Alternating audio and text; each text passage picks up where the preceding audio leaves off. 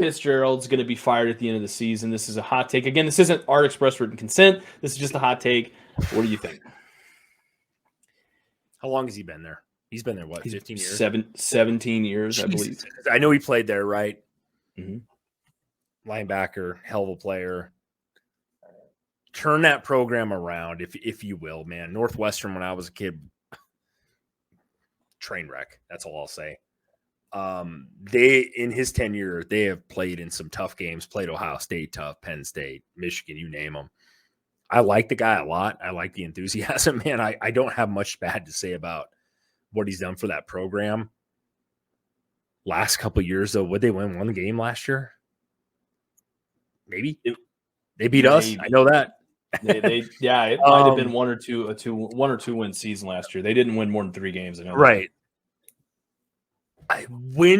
That school is predominantly based off education, right? I mean, you got to be a smart son of a bitch to ever go there, and I would obviously never get a scholarship from them if I was a high school kid. But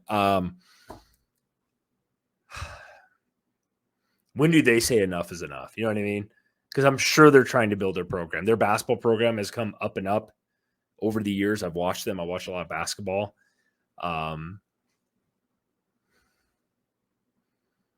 If he goes 1-11 again, I'll say this, or 2-10 or whatever.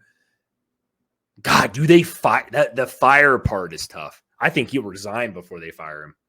That's my say so on that. But we'll never know.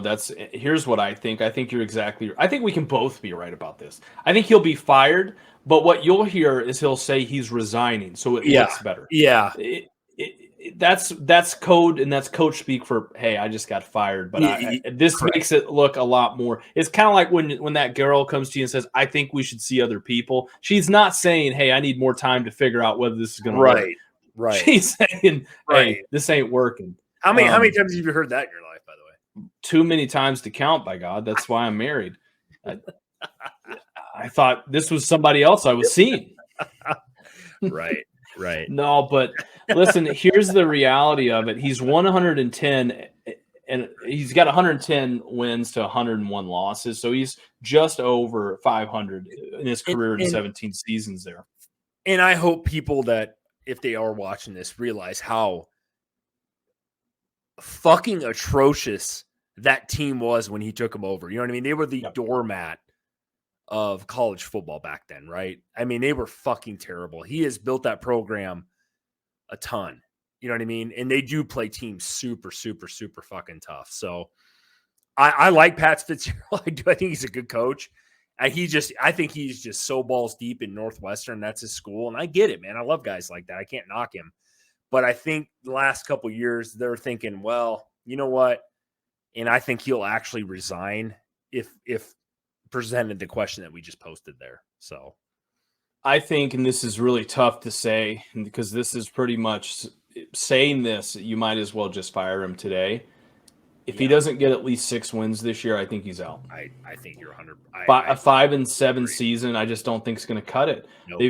The problem is sometimes in life you're a victim of your own success. I'll give you a great example of it. In the world of sales, if I go out and I do $1 million worth of sales and I tear the world on fire, and I do it for 2 years in a row, and then the third year I have $700,000 worth of sales, even though that's a really good number compared to the 300,000 your top guy was doing before I came in, it's not enough. You did $1 million. Now I know what $1 million's like.